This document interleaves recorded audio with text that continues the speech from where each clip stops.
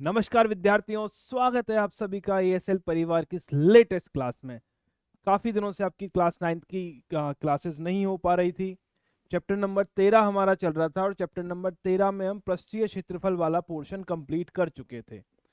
इसके अंदर जो हमारा पृष्ठीय क्षेत्रफल वाला पोर्शन था ये हमने कंप्लीट कर दिया है।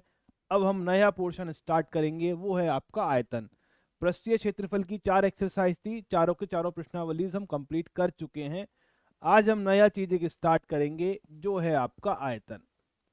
आप में से जिस भी बच्चे को आयतन के बारे में कुछ भी पता हो वो कमेंट करके बता सकता है कि आयतन क्या होता है, किसे बोलते हैं, कैसे नापते हैं, मात्रक क्या होता है, कुछ भी। जो कुछ भी आपको पता है आप बता सकते हो। ठीक है। यदि हम आयतन की बेसिक परिभाषा पे जाएं, यदि हम आयतन की बेसिक परिभाषा पे जाएं तो हमें कुछ इस तरह से समझ सकते हैं कि कोई वस्तु जितना स्थान घेरती है वो उसका आयतन क्या कहलाता है। क्या कह सकते हो? कोई वस्तु जितना स्थान घेरती है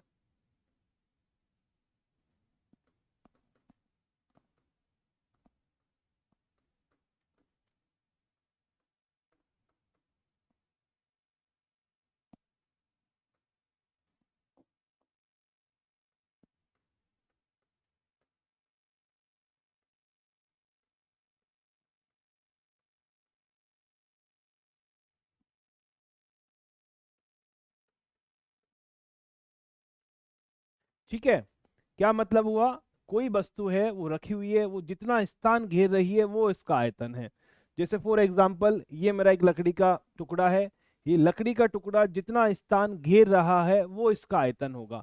यदि आप किसी खाली वस्तु के बारे में थोड़ी सी कल्पना करोगे, आपका खाली डब्बा आप ले सकते हो, कटोरी आप ले सकते हो, तो उसको अब इस इस तरह से भी हम देख सकते हैं कि अगर कोई आपकी खोखली वस्तु है, उस खोखली वस्तु के अंदर जितनी हवा समाहित की जा सकती है या जितना द्रव्य समाहित की जा सकता है वो उसका आयतन कहलाता है।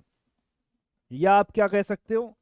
या आप बोल सकते हो कि खोखली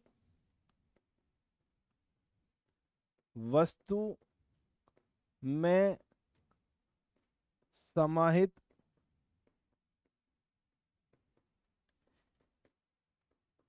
की जा सकने वाली हवा या वाला द्रव्य उसका आयतन कहलाता है। बात समझ पाए? नहीं समझ पाए? आयतन से क्या मतलब हुआ?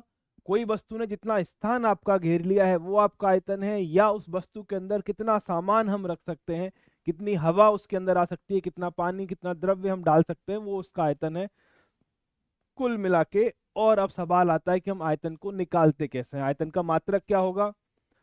आयतन का मात्रक होगा, चलो इसके बारे में भी चर्चा करेंगे थोड़ी देर में, आयतन का मात्रक क्या होगा। ठीक है। अब सवाल आता है कि आयतन को निकाले कैसे, और कौन कौन से क्या कहते हैं आकृतियों के आयतन हमारे क्लास 9th में हमको सीखने हैं। तो सबसे पहली जो आकृति है जिसके आयतन के बारे में हमें चर्चा करनी है वो है आपका घनाभ। ये एक आपका घनाभ है। ठीक। इसके आयतन के बारे में हमें चर्चा करनी है। तो आयतन हम कैसे निकाल सकते हैं, ये घनाभ के अंदर कितनी हवा आ सकती है ये हम कैसे निकाल सकते हैं, आयतन कैसे निकाल सकते हैं? एक ही बात है, यदि मैं इसके नीचे वाले क्षेत्रफल को ले लूं। किसको? क्षेत्रफल कौन सा वाला? ये वाला।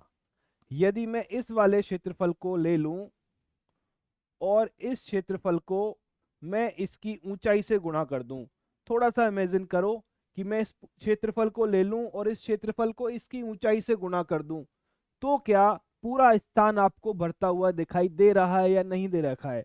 थोड़ा सा सोच के देखो। ये आपका एक घनाभ है, ये मैंने इसका क्या कहते हैं आधार वाला पोर्शन ले लिया, आधार का क्षेत्रफल ले लिया, और इस आधार के क्षेत्रफल को अब मैं इसकी ऊंचाई के साथ गुणा कर रहा हूं, तो क्या आपको बीच का सारा स्थान भरता हुआ दिखाई दे रहा है? ठीक है। जैसे ये मेरा लकड़ी का बॉक्स है जो कि आपके घनाभ का आकार का है, ये इसके आधार का क्षेत्रफल हो गया। यदि मैं इस आधार के क्षेत्रफल को यदि मैं इस आधार के क्षेत्रफल को इसकी ऊंचाई से इस तरह से गुणा करूंगा तो आपको पूरा का पूरा पोर्शन भरता हुआ नजर आएगा। इतना बड़ा ये पूरा का पूरा क्षेत्रफल आधार, मतलब पूरा का पूरा आधार, इसको मैंने यहां से लेके उठाया और ऊपर तक ले गया, तो क्या पूरा पोर्शन भर गया? क्या जितना भी स्थान था बीच का वो आपने कवर अप किया या नहीं किया? आपका आंसर आएगा सर बिल्कुल कवर अप कर लिया। यदि इस क्षेत्रफल को मैं इसकी ऊंचाई से गुणा कर दूंगा तो घनाभ के बीच के पूरे स्पेस को, पूरी की पूरी जगह को मैं कवर अप कर लूंगा। तो घनाभ का आयतन क्या होगा? घनाभ का आयतन आपका होगा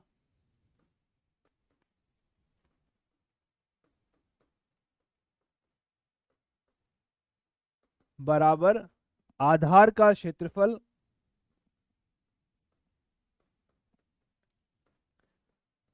गुना ऊंचाई। इस बात से एग्री करते हो नहीं करते हो? क्या आधार का क्षेत्रफल गुना ऊंचाई, यदि मैं आधार को उसकी ऊंचाई से गुना कर दूंगा तो मैं घनाभ का पूरा पोर्शन कवर अप कर जाऊंगा। आधार क्या होता है? आधार का क्षेत्रफल कितना है? लंबाई इंटू चौड़ाई। और आधार का क्षेत्रफल क्या हो गया? लंबाई इंटू चौड़ाई हो गया। और तीसरी क्या है? ऊंचाई। तो ये हमारा पहला काम का फॉर्मूला हो गया, पहला काम का सूत्र हो गया कि घनाभ का क्षेत्रफल मैं कैसे निकालूंगा? लंबाई आयतन। घनाभ का आयतन हम किस तरह से निकालेंगे? घनाभ की लंबाई को चौड़ाई से गुना करेंगे, लंबाई को चौड़ाई से गुना करते ही हमें आधार वाला पोर्शन मिल जाएगा। ये है आपकी लंबाई, ये है आपकी चौड़ाई, और ये है आपकी ऊंचाई। ठीक, जैसे ही मैं लंबाई को चौड़ाई से गुणा करूंगा मुझे आधार वाला क्षेत्रफल मिल जाएगा। आधार के क्षेत्रफल को मैं ऊंचाई से गुणा करूंगा, मैं पूरे के पूरे बीच के पूरे जो भी एरिया दे रखा है उसको कवर अप कर दूंगा। यदि इस पूरे भाग को मैंने कवर अप कर दिया मतलब मेरा पूरा का पूरा आयतन मैंने कैलकुलेट कर लिया है। आयतन में लंबाई 3, मतलब आयतन के अंदर दूरी 3 बार गुना हो रही है। लंबाई भी एक दूरी है, चौड़ाई भी एक दूरी है, ऊंचाई भी एक दूरी है। तो आयतन में दूरी 3 बार गुना हो रही है, तो इसका जो मात्रक होगा, मात्रक क्या होगा? मात्रक आपका होगा सेंटीमीटर क्यूब या मीटर क्यूब या किलोमीटर क्यूब या मिलीमीटर क्यूब। मतलब जिस भी मात्रक में आपने दूरी को मापा है उसके ऊपर घात 3 लगेगी। क्यों? क्योंकि आयतन के अंदर दूरी को 3 बार हमने गुणा किया है। बोलो बात समझ आई या नहीं आई? बात समझ आई या नहीं आई? ठीक है, ये क्या हो गया है? आपका घनाभ का क्षेत्र आयतन हो गया है। सेकंड चीज जो हमारे काम की है, जो एक्सरसाइज आपकी 13.5 में है, वो है आपका घन का क्षेत्रफल, सॉरी घन का आयतन।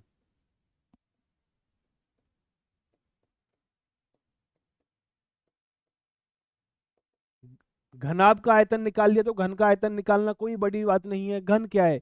एक विशेष प्रकार का घनाभ है जिसकी सारी की सारी किनारे, सारी की सारी भुजाएं बराबर होती हैं। तो घनाभ के आधार का क्षेत्रफल निकालूंगा, उसकी उसकी ऊंचाई से गुणा कर दूंगा। घनाभ के आधार का क्षेत्रफल क्या होगा? भुजा स्क्वायर, क्योंकि इसकी तो सारी भुजाएं ही बराबर है और ऊंचाई भी बराबर है, तो ये भी आपका भुजा आ जाएगा। तो अगर मैं इसको इस तरह से लिख दूं, इसकी बजाय अगर मैं इसको ऐसे लिख दूं कि घनाभ का आयतन होगा भुजा का क्यूब, तो क्या कोई तकलीफ होगी? क्या मैं गलत बोल रहा हूं या सही बोल रहा हूं? कौन कौन से फॉर्मूला हो गए हमारे काम के? देखिए, एक फॉर्मूला आपका ये है घनाभ का आयतन, दूसरा हमारे काम का फॉर्मूला ये हो गया घन का आयतन भुजा का क्यूब होगा। घनाभ का आयतन लंबाई इंटू चौड़ाई इंटू ऊंचाई होगा। मात्रक क्या होगा? जो जिस भी दूरी में आपने मापा है उसका घात, उसकी क्या कहते हैं, घात आएगी 3। जिस भी इकाई के अंदर आपने मापा है उसके अंदर घात आएगी 3। ठीक है, बरोबर? कोई तकलीफ? ये आपका पहला हो गया, ये आपका दूसरा काम का, ये आपका तीसरा। बोलो समझ आई बात या नहीं आई? बात समझ आई या नहीं आई? ठीक है, समझ गए? तो अभी अगर समझ गए हो तो एक आधा क्वेश्चन हम सॉल्व करते हैं प्रश्नावली 13.5 के। ठीक है, ये नहीं, दो सूत्र के ऊपर हमारे सारे के सारे क्वेश्चंस बेस होंगे। थोड़ा सा क्वेश्चन हल्का फुल्का ट्विस्ट किया जा सकता है, पर हम उसको वहां पर देख लेंगे। क्वेश्चन नंबर 1 पढ़ो और बताओ आंसर क्या आएगा। देखो क्या बोलता है क्वेश्चन। माचिस की डिब्बी के माप है 4 सेंटीमीटर गुना 2.5 सेंटीमीटर गुना 1.5 सेंटीमीटर। ऐसी 12 डिब्बियों के एक पैकेट का आयतन क्या होगा।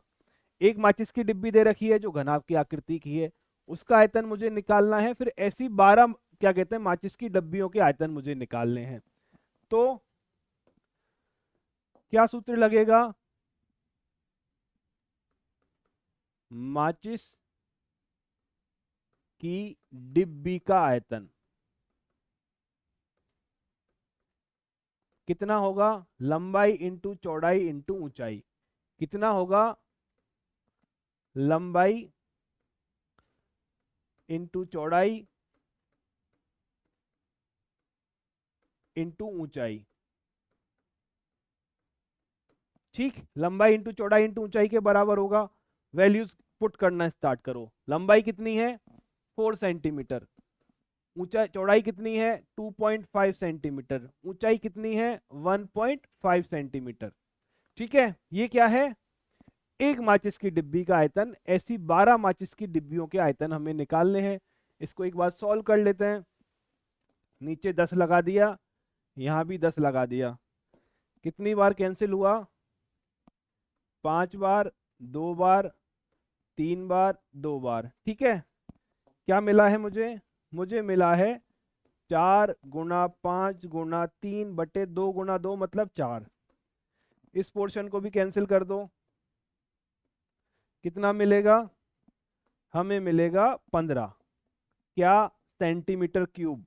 क्यों, क्योंकि आयतन हमेशा जिस भी दूरी में आपने मापा है, जिस भी मात्रक को लिया है, उसकी घात 3 बार लगानी पड़ेगी, क्योंकि आयतन में दूरी 3 बार गुणा होती है। सवाल आगे क्या बोलता है। सवाल आगे बोलता है सिर्फ 12 डिब्बियों का आयतन कितना होगा। कैसे करें।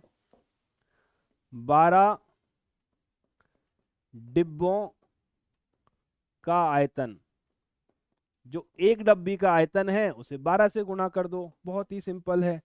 12 गुना 15 मतलब कितना आया 180। आपका आंसर आएगा 180 सेंटीमीटर क्यूब आयतन होगा ऐसी 12 डब्बियों का। बात समझ में आ गई। आगे बढ़ूं। क्वेश्चन नंबर 2 एक बार ध्यान से पढ़ो और बताओ क्या आंसर आएगा। एक घनाभकार पानी की टंकी 6 मीटर लंबी, 5 मीटर चौड़ी और 4.5 मीटर गहरी है। लंबाई चौड़ाई ऊंचाई तीनों मुझे दे रखी हैं। इसमें कितने लीटर पानी आ सकता है। अब काम की चीज क्या पूछी है, आयतन नहीं पूछा हमसे सीधा, पर पूछा है कि पानी कितना आ सकता है। पानी कितना आ सकता है, जितना उसके अंदर कुछ क्या कहते हैं आपकी हवा या द्रव्य भरा जा सकता है। मतलब क्या हुआ, निकालना हमें आयतन ही है। आयतन हम कैसे निकालेंगे, लंबाई इंटू चौड़ाई इंटू ऊंचाई।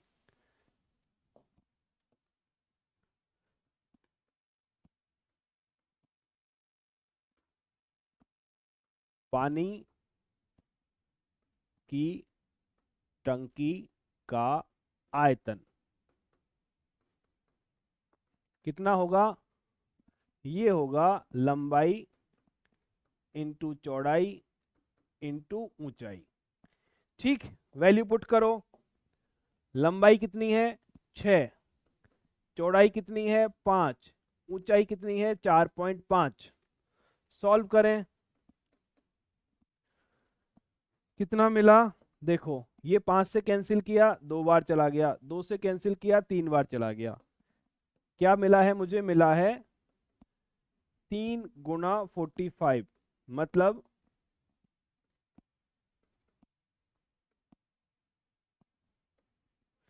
क्या मैंने सही किया है 135 मीटर क्यूब आयतन आया है पानी की टंकी का। पर सवाल में थोड़ा सा ट्विस्ट है। सवाल क्या बोलता है कितने लीटर पानी आ सकता है। कितने लीटर पानी आ सकता है ये मुझे पूछा है। और आपको छोटा सा संकेत दे रखा है कि 1 मीटर क्यूब का मान 1000 लीटर होता है। इस क्वेश्चन में दे रखा है, आगे नहीं दिया जाएगा, ये हमें पता होना चाहिए। यदि आप एक ऐसी पानी की टंकी बनाते हो जिसकी लंबाई चौड़ाई और ऊंचाई 1 मीटर है। ध्यान से समझिएगा, यदि आप एक ऐसी पानी की टंकी बनाते हो जिसकी लंबाई चौड़ाई और ऊंचाई 1 मीटर है, तो उस टंकी के अंदर 1000 लीटर पानी भरा जा सकता है। क्या बोल रहा हूं मैं बोल रहा हूं कि आपने ऐसी पानी की टंकी बनाई जिसकी लंबाई चौड़ाई और ऊंचाई 1 मीटर है, तो आयतन क्या होगा? 1 × 1 × 1 बराबर 1 मीटर क्यूब। इसके अंदर 1000 लीटर पानी भरा जा सकता है, मतलब 1 मीटर क्यूब का मान होता है 1000 लीटर। बोलो, बात समझ पाए? नहीं समझ पाए? ठीक है, ये रिजल्ट हमें याद रहना चाहिए। जरूरी नहीं है हर क्वेश्चन में आपको ये दे दिया जाए। पहले काम की चीज। दूसरे काम की चीज, यदि मैं एक ऐसी पानी की टंकी बनाता हूं जिसकी लंबाई चौड़ाई ऊंचाई आपकी 10 सेंटीमीटर है। क्या किया? एक टंकी और बनाई, थोड़ी छोटी, बहुत छोटी सी बनाई। इसमें क्या है? इसके अंदर जो इसकी लंबाई है वो 10 सेंटीमीटर है, चौड़ाई भी 10 सेंटीमीटर है और ऊंचाई भी 10 सेंटीमीटर है। ठीक है, इसका आयतन क्या होगा? 10 × 10 × 10। आयतन क्या होगा?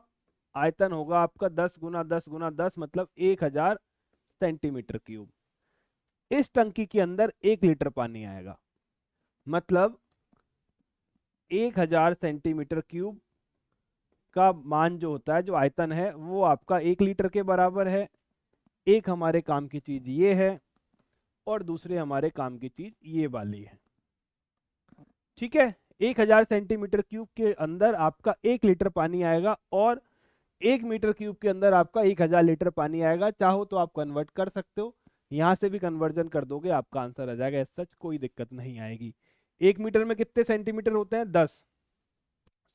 100 होते हैं। 1 मीटर में 100 सेंटीमीटर होते हैं। इस मीटर क्यूब को सेंटीमीटर में बदलो, 100 × 100 × 100 सेंटीमीटर क्यूब बराबर 1000 लीटर। ठीक है, 3 जीरो से 3 जीरो को काट दो, मतलब 1000 सेंटीमीटर क्यूब बराबर 1 लीटर। ऐसे भी निकाल सकते हो और ऐसे भी निकाल सकते हो, कोई तकलीफ नहीं है, दोनों बात सेम है। मुद्दे की बात क्या है? सॉरी, ऐसी पानी की टंकी जिसकी लंबाई चौड़ाई ऊंचाई 10 सेंटीमीटर है, उसके अंदर 1 लीटर पानी भरा जा सकता है। ऐसी पानी की टंकी जिसकी लंबाई चौड़ाई ऊंचाई 1 मीटर है, मतलब 1 मीटर क्यूब आयतन है, उसके अंदर 1000 लीटर पानी भरा जा सकता है। अब हम सवाल पे आते हैं। यहां पर क्या निकालना है? पानी की मात्रा।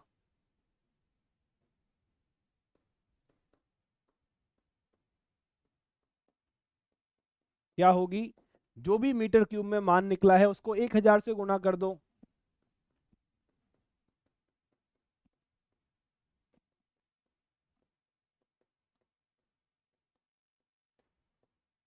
एक लाख 35,000 लीटर पानी इस टंकी के अंदर भरा जा सकता है। बात समझ में आ गई? आगे बढ़ूं?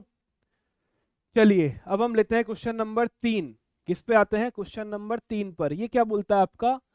एक घनाभकार बर्तन 10 मीटर लंबा है, 8 मीटर चौड़ा है, इसको कितनी ऊंचा बनाया जाए, मतलब ऊंचाई कितनी बनाया जाए कि इसमें 380 घन मीटर द्रव्य आ सके। क्या बोलता है सवाल?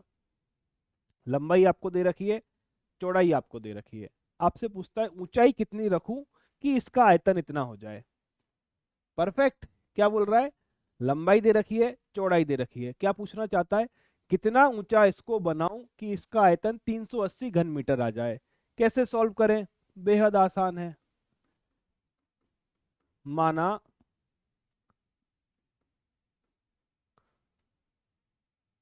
क्या है? बर्तन।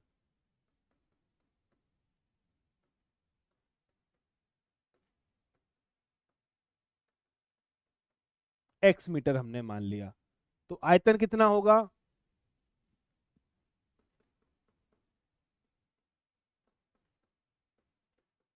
सर बेहद आसान है, लंबाई को चौड़ाई और ऊंचाई से गुणा कर दो। कितना होगा? लंबाई गुणा चौड़ाई गुणा ऊंचाई। ठीक, वैल्यू पुट करो। लंबाई कितनी है 10, चौड़ाई कितनी है 8, ऊंचाई कितनी है x, मतलब 80x मीटर क्यूब, यही है। ठीक है, अब ये जो आयतन निकला है वो आपका 380 मीटर क्यूब के बराबर होना चाहिए। क्या प्रश्नानुसार 80x का जो मान है वो 380 घन मीटर के बराबर होगा। यहां भी मीटर है, यहां भी मीटर है।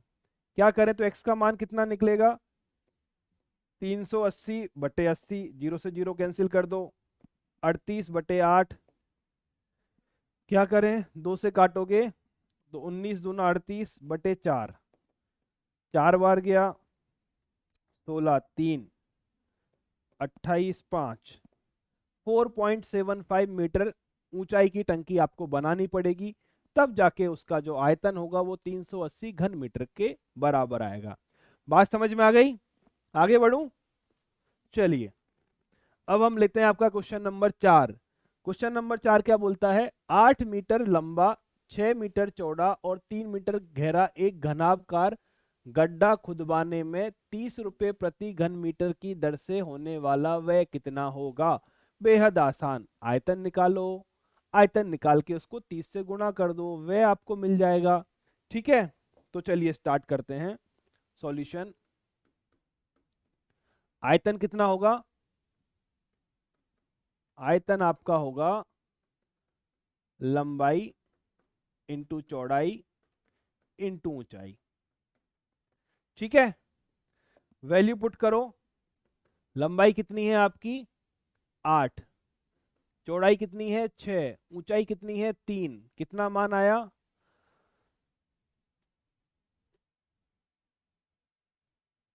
18 इंटू 8,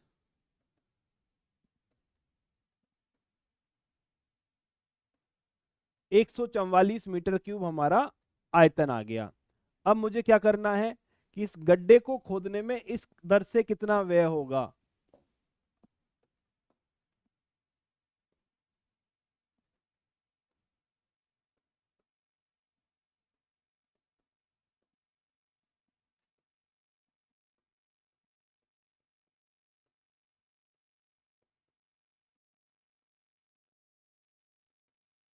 कैसे निकालोगे, जो आयतन है उसको 30 से गुणा कर दो, कितना मान आएगा देखो, 12, 1 लग 12, 13, हासिल लगी 1, 4, 4,320 रुपए आपकी लागत आएगी इतने बड़े गड्ढे को खोदने में, यदि 1 मीटर क्यूब गड्ढा खोदने की कीमत 30 रुपए है। बरोबर है, आसान है, एकदम आसान है। चलिए आगे बढ़ते हैं, क्वेश्चन नंबर 5 देखो। एक घनाभकार टंकी, एक घनाभकार टंकी की धारिता 500 लीटर पानी की है। यदि इस टंकी की लंबाई और गहराई क्रमशः इतनी इतनी है, टंकी की चौड़ाई बताइए। ठीक है, सवाल क्या बोलता है आपका कि आपको लंबाई और गहराई पता है, चौड़ाई हमें पता करनी है। मतलब आयतन निकालने के लिए हमें 3 दूरियां चाहिए, लंबाई चौड़ाई ऊंचाई, या लंबाई चौड़ाई गहराई, जिसमें से 2 मुझे दे रखी हैं। ठीक है, तीसरे का मान मुझे निकालना है, साथ में मुझे आयतन भी दे रखा है, साथ में मुझे आयतन भी दे रखा है। पर एक प्रॉब्लम है छोटी सी, वो छोटी सी प्रॉब्लम क्या है, वो प्रॉब्लम आपकी ये है कि जो आयतन दे रखा है वो लीटर में दे रखा है और लंबाई चौड़ाई ऊंचाई आपकी मीटर में दे रखी है। ठीक है, तो हमें क्या करना पड़ेगा, हमें सारे के सारे मात्रक को मीटर क्यूब में बदलना पड़ेगा या सबको लीटर में बदलना पड़ेगा। अब मैं क्या कहते हैं, आपका लंबाई चौड़ाई को तो लीटर में बदलने से रहा, तो जो आयतन लीटर में दे रखा है इसको पहले मैं मीटर क्यूब में बदलता हूं।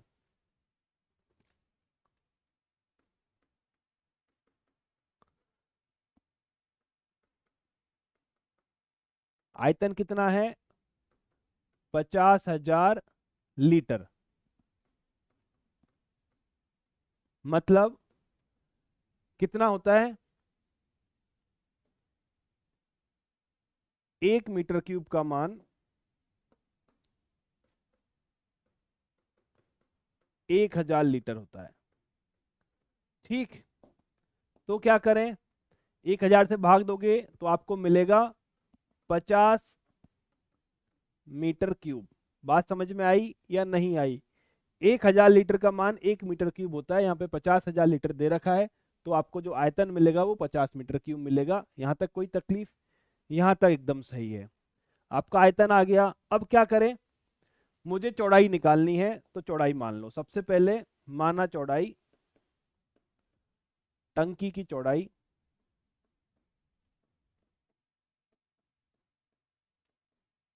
कितनी है? टंकी की चौड़ाई है आपकी x मीटर।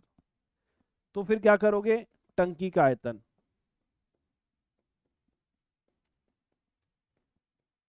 कितना आएगा? लंबाई इंटू चौड़ाई इंटू ऊंचाई।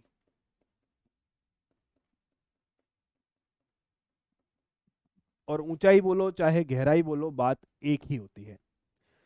चलो वैल्यूज पुट करो। लंबाई कितनी है आपकी? लंबाई लंबाई 2.5 मीटर। चौड़ाई कितनी है? अच्छा, चौड़ाई तो पता लगानी है, इसका मान x ले लो। ऊंचाई कितनी है? 10 मीटर। कितना मान निकलेगा? 25x metre cube. ये आपका निकल गया है 25x मीटर क्यूब। ठीक है। और क्या है? हमें दे रखा है कि इसका आयतन है 50 मीटर क्यूब। तो अगर मैं इसको सॉल्व करूं, कैसे?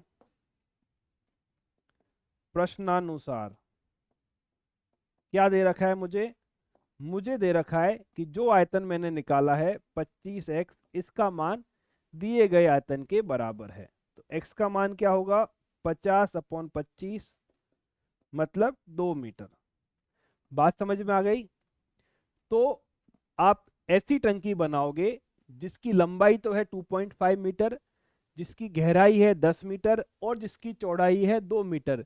तो उस टंकी के अंदर आप टोटल 50,000 लीटर पानी आ सकेगा, या 50 मीटर क्यूब पानी आ सकेगा। और हम एक बात हमें पता है कि 1 मीटर क्यूब का मान 1000 लीटर के बराबर होता है। ये रिजल्ट बड़े काम का है, ये रिजल्ट हमें पता होना चाहिए। क्वेश्चन में एक बार आपको दे दिया, हर बार नहीं दिया जाएगा। बात एग्री करते हो? एक बार देख लो, कोई दिक्कत हो तो बताओ। अब आते हैं हम क्वेश्चन नंबर 6 पर। अब आते हैं हम क्वेश्चन नंबर 6 पर। देखिए, एक गांव जिसकी जनसंख्या 4000 है, 4000 जनसंख्या है, को प्रतिदिन प्रति व्यक्ति 50 लीटर पानी की आवश्यकता है। ठीक है।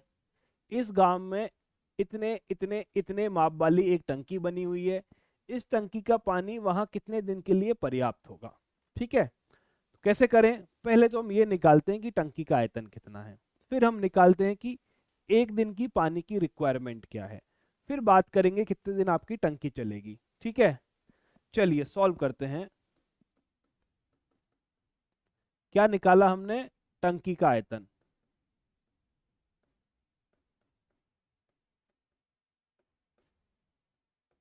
कैसे निकालोगे? लंबाई इंटू चौड़ाई इंटू ऊंचाई।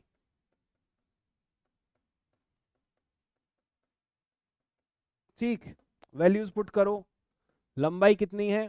20 इंटू 15 इंटू 6। कितना मान आया? 15 दूना 30।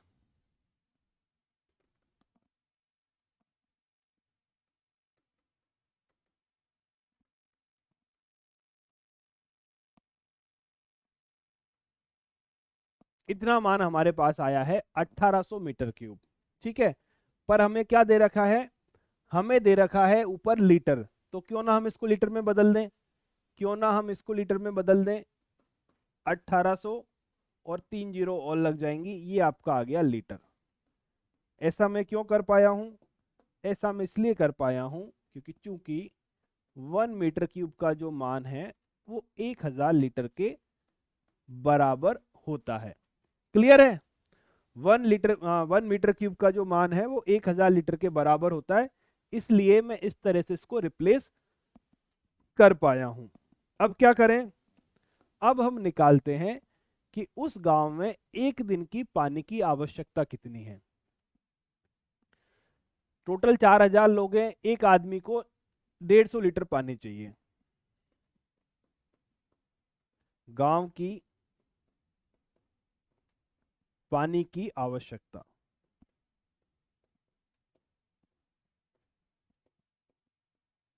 कितनी होगी? वो आपकी होगी जब मैं इस 4000 को गुणा कर दूंगा 150 के साथ में, इतना लीटर पानी चाहिएगा। ठीक है, एक दिन में मुझे इतना लीटर पानी चाहिए, मेरे पास इतना लीटर पानी है। कैसे निकालूं कितने दिन तक चलेगा? इसके अंदर जो टोटल पानी है उसके अंदर में एक दिन के पानी का भाग दे देता हूं। जो टोटल पानी है उसके अंदर एक दिन की आवश्यकता का भाग दे देते हैं। तो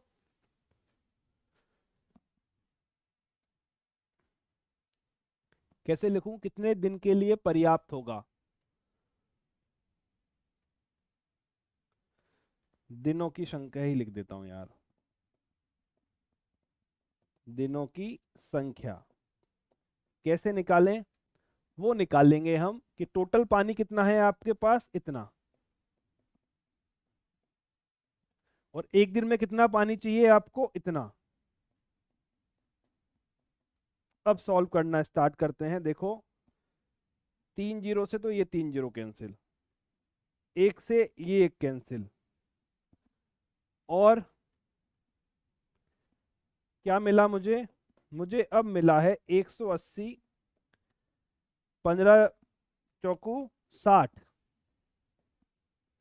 और क्या मिला? ये जीरो से जीरो कैंसिल, मेरे पास आ गया 18/6, मतलब 3। क्या मेरा आंसर सही है? मतलब 3। मतलब इस टंकी से गांव के पानी की आवश्यकता 3 दिन के लिए पूरी की जा सकती है। ठीक है, क्वेश्चन देख लो एक बार, समझ में आया या नहीं आया जल्दी से मुझे बता दो। करेक्ट, इस टंकी से गांव की पानी की 3 दिन की आवश्यकता को पूरा किया जा सकता है। तो ये था हमारी आज की क्लास का आखिरी क्वेश्चन। ऑलमोस्ट हमने प्रश्नावली 13.5 को आधा सॉल्व कर दिया है। कल की क्लास में हम इस पूरी प्रश्नावली को सॉल्व कर देंगे। आज की क्लास में हमने यह देखा कि आयतन क्या होता है, उसके अलावा एक जो आकृति है आपकी घनाभ और घन, उसका आयतन हमने निकाल लिया। इसके अलावा आज जो आने वाली हमारी क्लासेज हैं, जैसे कि हमने पृष्ठीय आयतन में 4 तरह की आकृतियों के बारे में देखा था, तो हम आयतन में भी 4 तरह की आकृतियों के बारे में ही चर्चा करेंगे। पहली आकृति घन और घनाभ हम आज कर चुके हैं। फिर हम बेलन के बारे में देखेंगे, बेलन का आयतन कैसे निकालते हैं। फिर हम शंकु के बारे में देखेंगे, शंकु का आयतन कैसे निकालते हैं। और लास्ट में आपका बचेगा गोला, जिसके आयतन के बारे में हम चर्चा करेंगे। ठीक है, तो आज की क्लास को फिर हम यहीं तक रखते हैं। फिर मिलते हैं कल शाम को 3 बजे और सॉल्व करते हैं प्रश्नावली 13.5 के बाकी के क्वेश्चंस।